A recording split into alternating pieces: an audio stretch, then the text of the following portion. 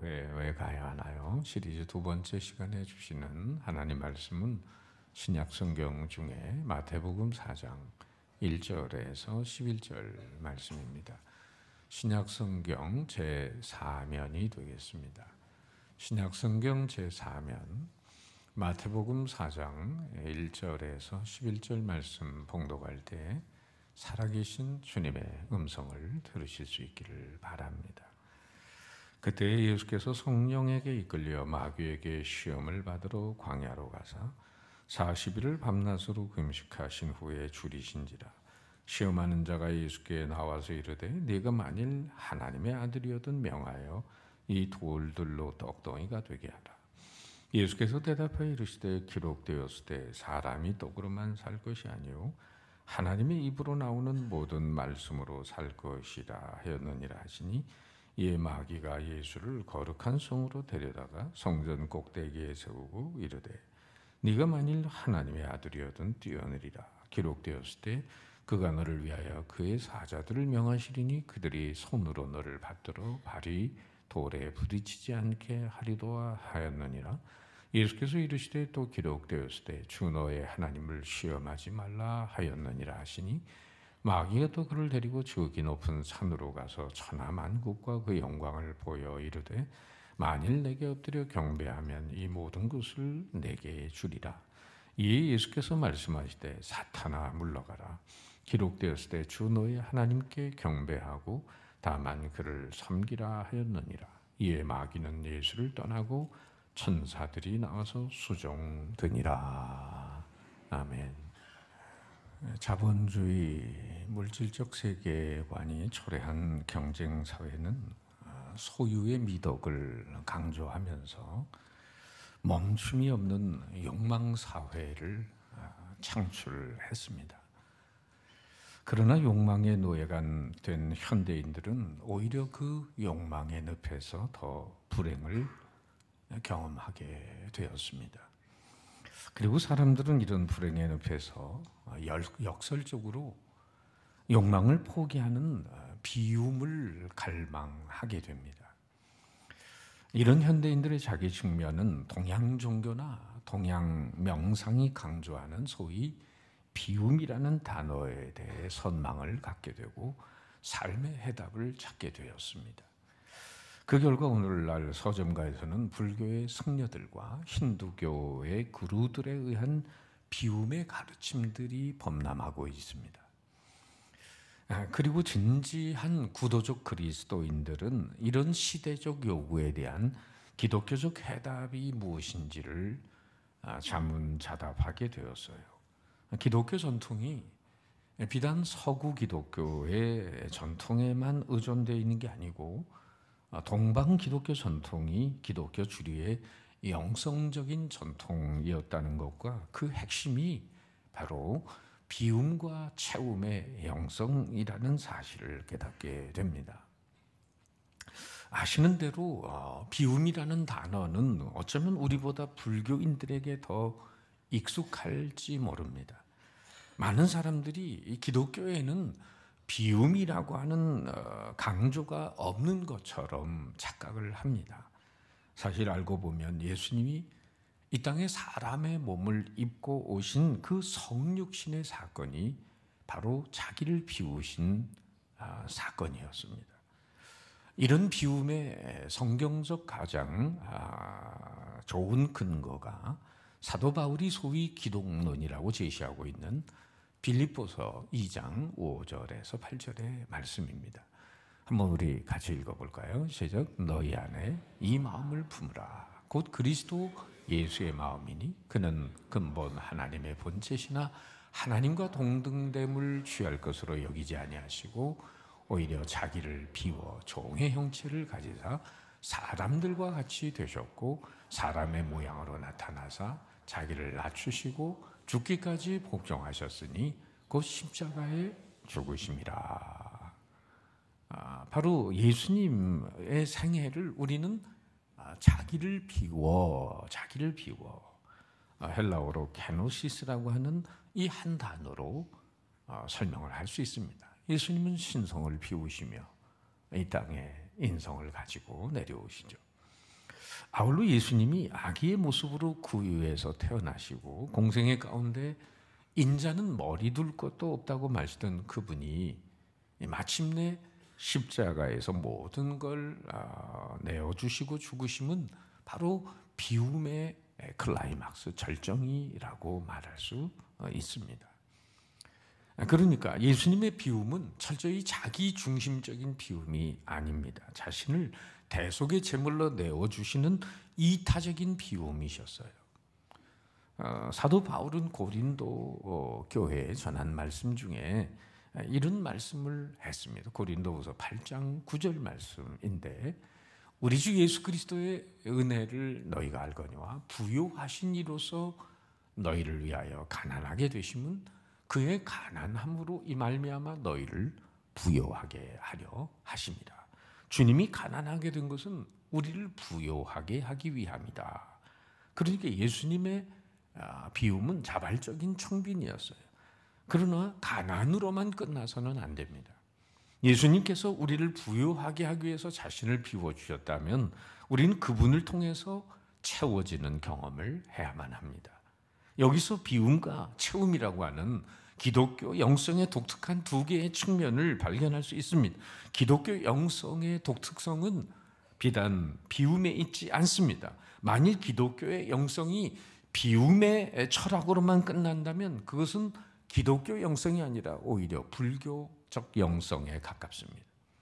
기독교 영성의 독특성은 바로 채움의 영성입니다. 비움, 케노시스라고 하는 것과 함께 강조가 되어야 되는 것은 충만, 즉 가득히 채워지는 상태가 충만인데 헬라어로 플레로스라는 단어를 씁니다.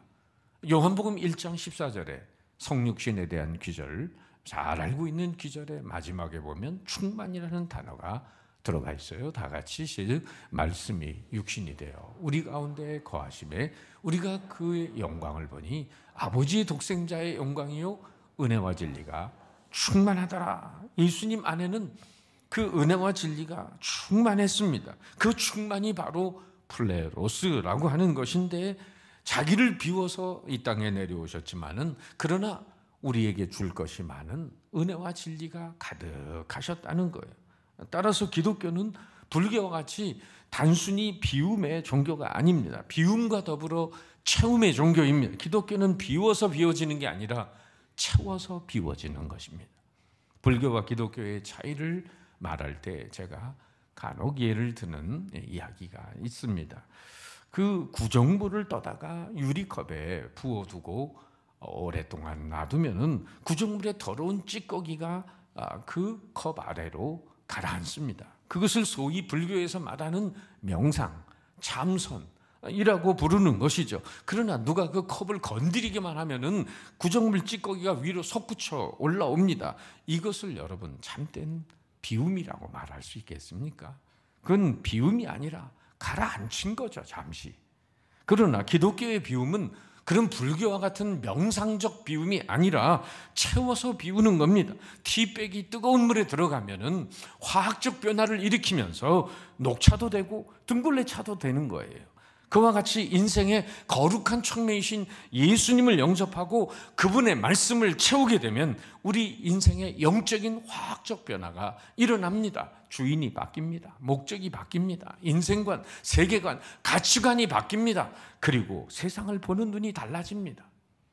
예수님과 연합된 삶이 되면 예수님과 함께 죽어지면서 옛사람이 함께 죽어집니다. 그리고 그것이 바로 비움의 단계예요. 그리고 아울러 예수님이 다시 사신 것처럼 우리는 새 사람으로 다시 살게 됩니다. 그것이 채움의 단계입니다. 사도 바울은 로마서 6장 5절에서 이런 말씀을 합니다. 만일 우리가 그의 죽으심과 같은 모양으로 연합한 자가 되었으면 또한 그의 부활과 같은 모양으로 연합한 자도 되리라. 그래서 죽으심과 합하여 옛사람이 죽는 거고 그의 부활과 연합하여 새 사람이 되는 것을 바울이 역설합니다. 우리의 비움의 근거가 예수님의 십자가라면 채움의 근거는 예수님의 부활입니다. 여러분, 만약에 그리스도인이 지난주에 목욕탕 얘기를 했는데 그렇게 비우기만 하고 씻기만 하고 회개만 하고 채우는 은혜를 덧입지 않는다면 어떤 일이 일어날까요?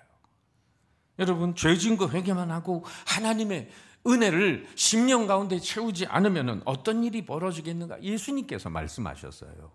마태복음 12장에 보면은 어떤 사람이 귀신 들려서 그 귀신 하나를 내쫓고 청소했는데 가만 놔버려 두니까 오히려 그 귀신이 돌아다니다가 집을 찾지 못해가지고 옛날 자기 집으로 와보니까 청소가 되고 비어있는데 좋아서 들어올 때 이왕 7 귀신하고 같이 데리고 들어와가지고는 나중 형편이 처음보다 못해졌더라. 이런 말씀이 마태복음 12장. 자, 한번 우리 43절, 45절 같이 한번 읽어보면 시작. 더러운 귀신이 사람에게서 나갔을 때 물 없는 곳으로 다니며 쉬기를 구하되 쉴 곳을 얻지 못하고 이에 이르되 내가 나온 내 집으로 돌아가리라 하고 와보니 그 집이 비고 청소되고 수리되었거늘 이에 가서 저보다 더 악한 귀신 7을 데리고 들어가서 거하니 그 사람의 나중 형편이 전보다 더욱 심하게 되느니. 기독교인은 비워놓기만 하면 위험합니다. 반드시 비워진 곳에는 채워져야만 하는 것입니다. D.L. 무디 목사님이 설교 시간에 그런 얘기를 했어요. 여러분, 이 책상 위에 컵이 있습니다. 이 컵 안에는 더러운 공기가 들어있습니다. 이 더러운 공기를 뺄 수 있는 방법이 뭘까요? 아무도 성도들이 말을 안 하자 이렇게 말씀했습니다. 해답은 간단합니다. 이 컵에 물을 부으면 됩니다. 맑은 물을 가득히 부으면 더러운 공기는 빠져나가게 되어 있습니다. 그러나 채우지 않고 무리하게 진공 청소기 같은 거로 진공 상태를 공기만 빼내면서 만들면 이 컵은 잘못하면 산산조각이 날 것입니다. 여러분, 자신의 마음을 비우려고 과거에 노력해 본 적 있으시죠?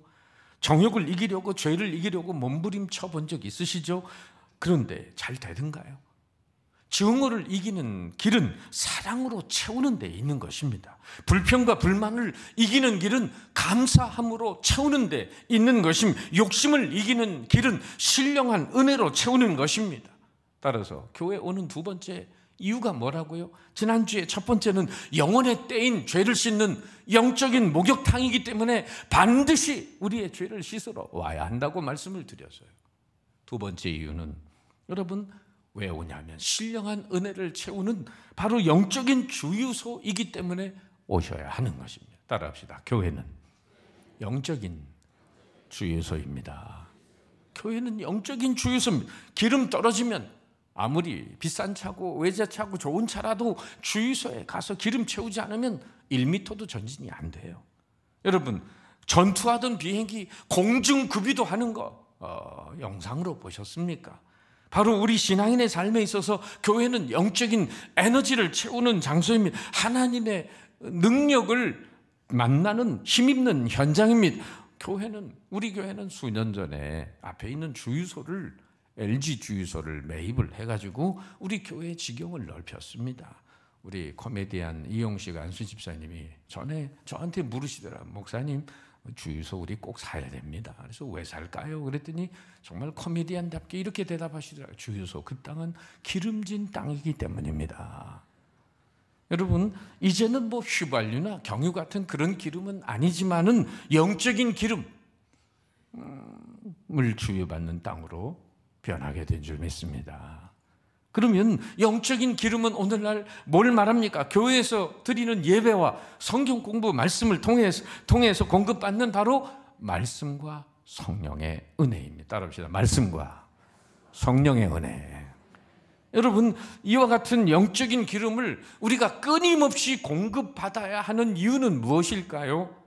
이런 얘기가 있어요. 예수를 믿는 한 사람이 남의 집 하인으로 있었습니다. 하루는 주인이 그러는 거예요. 저 하인을 조롱하면서 난 예수 믿지 않아도 시험도 없이 잘만 사는데 너는 예수를 믿는다고 하면서도 무슨 밤낮 시험을 당하고 어려움을 당하고 그러느냐. 그럴 바에는 차라리 안 믿겠다. 그때 하인은 말합니다. 주인님, 노하지 마시고 제 얘기 좀 들어봐 주세요. 가령 말입니다. 사슴 2마리가 도망가는데 포수가 총을 쏴가지고 한 마리는 즉사하고 한 마리는 다리에 맞아가지고 피를 흘리며 도망간다면 주인은 어떤 사슴을 쫓아가겠습니까? 그랬더니 주인이 하는 말이 그 죽은 놈은 이미 내 거나 다름없으니까 피 흘리고 도망가는 놈을 쫓아야지. 그랬대. 하인이 이렇게 말한 거예요. 그렇습니다. 내 인생에 시험이 없다는 건 바로 영혼이 죽어서 이미 마귀 것이 되어버렸기 때문에 내버려 두는 거죠. 그러나 하나님의 뜻대로 살려고 하는 자는 마귀가 이를 방해해서 자기 쏘에 누려고 온갖 노력을 다하니 그래서 시험당하는 겁니다. 여러분, 땅에 발붙이고 사는 모든 인생에게는 알게 모르게 시험과 유혹이 시시각각으로 다가옵니다. 다만 어떤 사람은 그 시험을 시험으로 인식하지 못합니다. 왜? 어둠의 권세인 사단이 뿌려놓은 그 유혹에 이미 그 유혹을 즐기면서 살아가고 있기 때문에 그래요. 어쩌면 앞에 말씀드린 내용처럼 초제 총에 맞아 죽은 사슴 한 마리처럼 그 영혼은 이미 죽어 있는지도 모릅니다. 죽은 사람의 몸에 아무리 100kg의 돌을 올려놔도 그 죽은 자는 전혀 무게를 느끼지 못합니다. 그와 같이 영혼이 살아있고 양심이 살아있고 하나님의 뜻대로 살려고 하는 자에게는 수많은 시험과 유혹이 자신 앞에 있음을 인식하고 살아갈 수밖에 없습니다. 맹수의 왕인 사자일지라도 고슴도치를 함부로 밟을 수는 없습니다. 왜 그럴까요? 고슴도치는 자기를 지키는 침을 몸에 지니고 있기 때문입니다. 동물이나 식물 중에는 저마다 자신을 적으로부터 보호할 수 있는 그런 보호책을 가지고 있습니다. 그렇다면 오늘 우리 자신은 인생의 시시각각으로 다가오는 시험과 유혹을 이길 수 있는 비결을 가지고 있으십니까? 그것이 여러분 높은 학식으로 가능하던가요? 아니면 나름대로 내 의지와 그 노력으로 그것이 가능하던가요? 청빈한 삶의 의지를 불태운다고 그것이 가능하던가요? 아니면 내 선한 양심으로 그 모든 죄를 이길 수 있던가요? 언젠가 미국 폭스 TV가 방영해서 논란을 빚은 프로가 있었습니다. 그 이름은 템프테이션 아일랜드, 유혹의 섬이라는 프로예요. 이 프로그램은 인간이 유혹에 얼마나 나약한 존재인가를 실험하는 것을 보여줍니다. 내용은 그렇습니다. 결혼을 굳게 약속한 약혼 네 커플이 바로 카리브해의 산호 초휴양지인 벨리브라는 섬에서 이제 환상적인 섬에서 26명의 매력적인 독신 남녀와 2주간을 함께 지내는 것입니다. 처음에는 다소 어색한 분위기가 진행됐지만은 독신 남녀들의 아주 집요한 유혹이 시작되면서 그 약혼을 한 네 커플들이 하나하나 무너지기 시작을 하는 겁니다. 사태는 심각하게 꼬입니다. 저렇게 아름답고 관능적인 여자와 살아봤으면 세련된 매너와 우람한 체격의 남자를 남편으로 맞이했으면 그들은 약혼자로부터 점점 멀어지는 마음을 제어하지 못해 괴로워하다가 파경의 항구로 귀향합니다. 이제 내 인생은 망가졌어. 처음엔 그게 게임인 줄 알았는데 이렇게 심각한 결과가 나올 줄은 몰랐다고 통곡합니다. 이 프로그램은 인간의 이중성과 나약성을 극명하게 보여주기 위해서 제작했다고 폭스 TV사는 말합니다. 영상으로 보여드리고 싶지만 야한 장면이 나와서 유튜브를 찾아서 보시기를 바랍니다. 우린 어쩌면 유혹의 섬에 초대된 예비 신부인지도 모릅니다.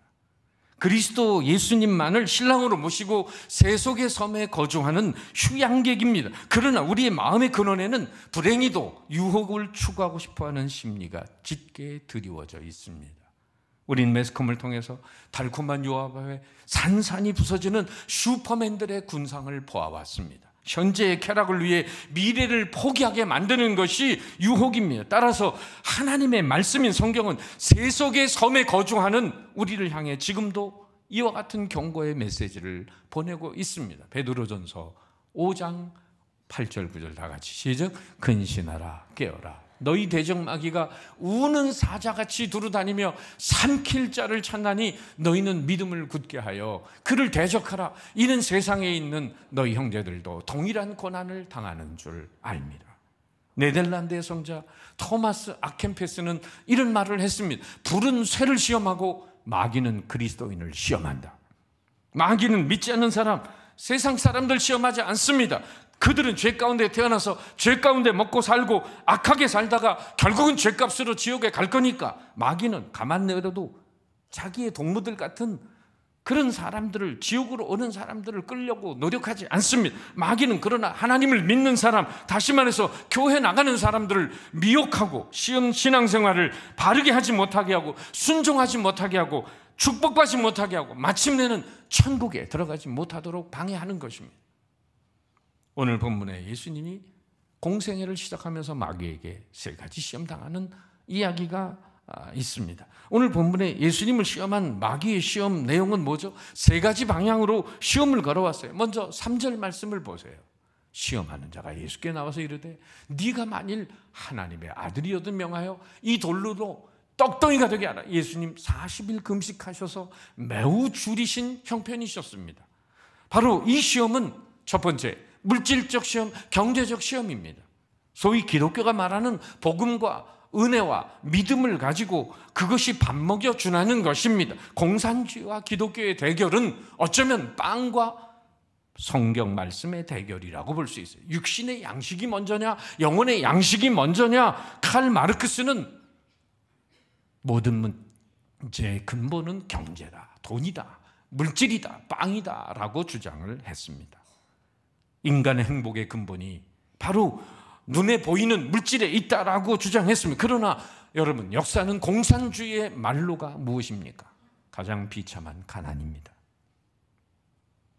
오늘 돌이 떡이 되게 하라는 사단의 시험 앞에 예수님은 대답은 무엇이었습니까? 4절 말씀 같이 읽어보죠. 다 같이 시작. 예수께서 대답하여 이르시되 기록되었을 때 사람이 떡으로만 살 것이 아니요 하나님의 입으로부터 나오는 모든 말씀으로 살 것이라 했느니, 예수님이 떡으로만 이렇게 표현한 걸 보면 떡을 외면하거나 무시하시는 분이 아니십니다. 오병이의 기적을 통해 사람들의 허기진 배를 채워주셨습니다. 예수님은 인간의 물질적 필요도 누구보다 잘 알고 계시는 분이십니다. 그러나 인간에게 우선되는 요소는 물질보다 영혼을 살리는 말씀이라는 것입니다.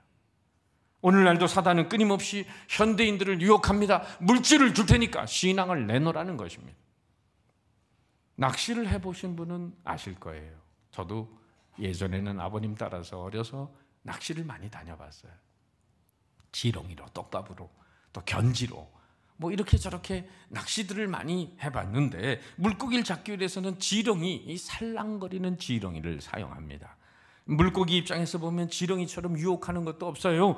지렁이 한 마리가 보암직도 먹음직도 그렇게 물고기에게는 보이는 거죠. 그 미끼 속에는 날카로운 갈고리가 숨겨져 있습니다. 갈고리 끝에 줄이 있고 줄 끝에 낚싯대가 달려 있습니다. 그 낚싯대를 쥐고 있는 사람은 누구일까요? 입맛 따시는 아저씨입니다. 물고기가 먹음직한 미끼를 보고 덥석 문다면 어떤 일이 일어날까? 입이 갑자기 아프게 되고 물속으로 몸이 탁 들려지더만 나중에는 몸에 칼이 닿게 되고 급기야 살점이 떨어져 나가면서 뼈만 앙상하게 남아 괴롭게 하는 것입니다. 이때 어떤 소리가 들려올까요? 매운탕으로 할까요? 지리로 할까요? 이렇게 되기까지 유혹하는 게 미끼예요. 오늘날도 먹음직도 한 물질이라는 미끼에 얼마나 사단에게 그 영혼마저 뺏기고 있는 영혼들이 많은지 모릅니다. 떡 이전에 하나님으로 나오는 영적인 기름인 말씀으로 산다면 그 인생은 영적인 분별력을 가지고 물질의 노예가 아니라 물질을 다스리며 승리자의 삶을 살아갈 수 있는 것입니다. 여러분도 그 말씀으로 물질의 시험을 이기며 사시기를 주의 이름으로 축원합니다.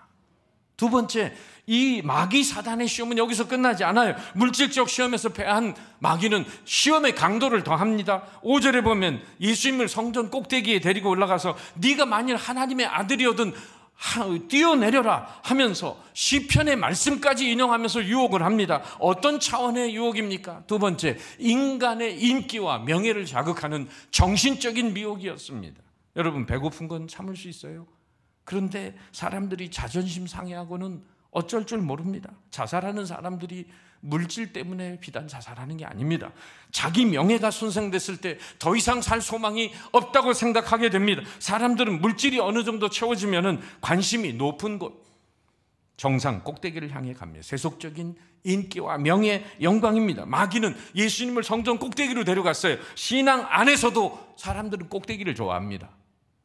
목회자도 큰 명예를 얻으려고 발버둥치는 사람들도 많습니다. 또한 성도들도 신앙의 세계 안에서조차 높아지려고 애쓰는 사람들이 있어요. 교인 위에 교인 없고 교인 밑에 교인 없음에도 불구하고 더 많은 헤게모니를 내가 인간적으로 쥐고 싶은 생각을 가진 사람들이 있다는 거죠. 하긴 예수님 제자들은 어떠했습니까? 3년 동안 따라다니면서도 누가 더 높은 자리를 차지할 거냐, 누가 크냐, 여기에 관심이 있었습니다. 덕망 높은 현자가 있었는데 동생이 대주교가 되었다는 소식을 듣자마자 얼굴이 울그락불그락 하면서 자기 마음을 가누지 못하더랍니다. 여러분, 내가 올라가지 못해도 상관없는데 내 옆에 있는 사람이 올라가는 것은 못 견디는 겁니다. 오늘 예수님은 사단이 말씀을 인용하면서 유혹하는 그 유혹 앞에 굴복하지 않으셨음. 신명기 6장 16절의 말씀을 인용하면서 말씀으로 이렇게 물리칩니다. 7절 말씀 다 같이 시작. 예수께서 이르시되 또 기록되었으되 주 너의 하나님을 시험하지 말라 하였느니라. 말씀으로 물리치셨습니다. 세 번째, 유혹은 높은 산으로 데리고 올라가서 천하 만국과 그 영광을 보여주면서 자신에게 엎드려 경배하면 이 모든 것을 주겠다고 합니다. 8절 9절 말씀, 마귀가 또 그를 데리고 지극히 높은 산으로 가서 천하 만국과 그 영광을 보여 이르되 만일 내게 엎드려 경배하면 이 모든 걸 내게 주리라. 세 번째, 이것은 세상 권세에 대한 유혹입니다. 돌로 떡을 만들라는 시험이 선악과에 견주어서 말하면 먹음직도 하다는 것이고, 높은 곳에서 뛰어나리라는 시험은 보암직도 한 시험입니다. 그러면 세 번째, 지혜롭게 할 만큼 탐스럽기도 했던 그 선악과는 세상 권세에 대한 정치적 욕망을 의미하는 것입니다. 왜? 그 정치적 욕망은 모든 걸 다 내가 줄 수 있다고 생각하기 때문이죠. 사단은 우리를 세상에서 보다 높은 출세의 자리를 옮겨줄 테니 하나님을 섬기는 대신에 자신을 섬기라고 그렇게 유혹하고 있으면 내게 엎드려 경배하라. 빠른 출세, 높은 자리를 얻기 위해서는 사단에게 머리를 조아릴 만큼 우상 숭배하는 것을 꺼리지 말고 양심보다는 소환을, 진실보다는 거짓을, 위선을, 영적인 지조보다는 세상과의 타협을 요구하고 있는 것입니다. 그러한 유혹을 예수님은 어떻게 물리치셨습니까? 10절 말씀에 다 같이 시작. 사탄아 물러가라. 기록되었으되 주 너의 하나님께 경배하고 다만 그를 섬기라 하였느니라. 역시 예수님은 신명기 6장 13절 말씀을 인용하시면서 하나님 말씀으로 사단의 유혹을 대적하여 이기셨습니다.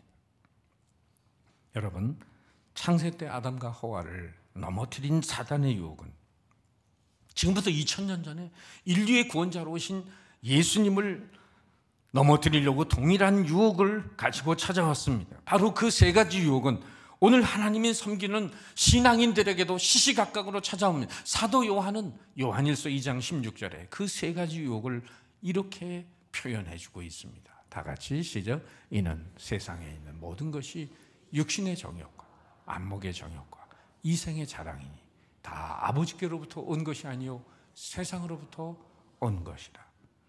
그런데 바로 이 세 가지 방향으로부터 찾아오는 사단의 시험과 유혹을 어떻게 물리칠 수 있었습니까? 오늘 동일하게 예수님이 3번 반복하는 말씀이 있습니다. 그것이 바로 기록되었으되, 기록되었으되, 기록되었으되. 4절, 7절, 10절에서 구약의 신명기 말씀을 인용하면서 말씀으로 사단의 미혹을 이겨내십니다. 예수님은 사단의 모든 시험을 자신의 말이 아닌 하나님의 말씀으로 이겨내고 계셨어요. 무엇을 의미합니까? 모든 시험을 이기는 원동력은 내 의지나 노력이 아니라 하나님의 입에서 나오는 말씀이어야 한다는 것입니다. 말씀은 성령이 검이 되어 어둠의 권세를 제압합니다. 사도 바울은 에베소 교회를 향해 이렇게 권면합니다. 술 취하지 말라. 이는 방탕한 것이니 오직 성령의 충만을 받으라. 여기 충만이라는 말, 아까도 플레로우라고 하는 이 말씀은 명령형입니다. 받아도 좋고 안 받아도 좋고 하는 것이 아니라 선택사항이 아닙니다. 반드시 받아야 합니다. 그리고 충만을 받으라는 이 동사는 시제는 계속형입니다. 계속 받으라는 거, 한 번 받고 끝나는 게 아니라 계속해서 받아야 한다는 거예요. 자동차가 움직이기 위해서 기름 떨어지면 계속 주유소에 가서 기름을 채워야 하는 것처럼 아무리 좋은 외제차라 할지라도 기름이 없으면 그 차는 무용지물입니다. 그러나 오래된 낡은 차라도 기름만 있으면 어디든지 가오리다. 제가 좀 못된 버릇이 하나 있어요. 뭐냐면 자동차에 기름 채우러 갈 때 기름이 거의 다 떨어져서 빨간 게이지에 불이 올라오면 그때 주유소를 가는 버릇이 있어요. 이게 객기인지 믿음인지. 그런데 기름이 이제 거의 떨어질 때가 됐는데 제 아내가 급한 일이 생겨서 제 차를 좀 운전을 하게 된 일이 있었는데 운전을 딱 하려고 하다 보니까 빨간불이 탁 들어오니까 금방 떨어지면 어떡하나 두려운 마음에 운전을 조마조마하게 했던 거예요. 그리고는 저를 만나가지고는 이렇게 야단을 치는 거예요. 목사가 돼가지고 은혜가 달랑거린다고. 아니 만땅으로 채워가지고 좀 안심하고 다니지 그게 기름 하나도 제대로 채우지 못하고 은혜가 달랑거리고 있다고. 아주 혼났어요. 지금 그러다가 고속도로를 한번 탔는데 진짜 빨간불이 들어온 거예요. 아이고 이거 언제 꺼지면 어떡하나. 시골길로 달려가가지고 주유소 간신히 찾아가지고 다시 고속도로를 달린 적이 있어요. 여러분, 우리 그리스도인은 세상에 찌들린 삶을 살다가 주일에 힘들게 와서 지친 모습으로 예배 드리는 것이 아닙니다. 우리는 먼저 영적인 주유소인 교회에 와서 영적인 기름을 만땅 채우고 그리고는 세상을 정복하러 나가는 하나님의 군사가 되어야 할 줄 믿습니다. 그렇잖아요. 예배도 하나님은 6일 동안 창조의 과업을 수행하시고 7째 날 우리 인간을 6일째 날 만드시고 7째 날 안식하셨어요. 그러니까 하나님은 일하고 쉬셨지만 인간은 6일째 창조됐기 때문에 안식의 기쁨을 누리고 나서 세상을 향해 나가는 거예요. 먼저 채우고 나서 세상을 향해 가게 된다는 말이죠. 여러분, 핸드폰 충전은 안 떨어지게 하려고 요즘 그 이동용 충전기를 아예 가지고 다니는 사람들이 얼마나 많습니까? 여차하면 떨어지면 꺼내가지고 꽂고 있어요. 아니 핸드폰 배터리 충전은 그렇게 열심을 내면서 영적 충전은 왜 이렇게 열심을 안 내뇨? 우리는 시간 하나님의 교회, 영적인 주소의 교회에 와서 예배 드리면서 또 말씀 공부하면서 말씀과 성령의 은혜를 계속적으로 주유받으시기를 바랍니다. 그래서 자신과 세상과 어둠의 권세를 이기면서 여러분 구속사의 도구로 약속의 땅을 정복하는 능력의 사람, 능력 있는 그리스도인들이 되시기를 주님의 이름으로 축원합니다. 기록되었을 때 사람이 떡으로만 살 것이 아니요 하나님의 입으로부터 나오는 모든 말씀으로 살 것이라 하였느니라. 기도하겠습니다.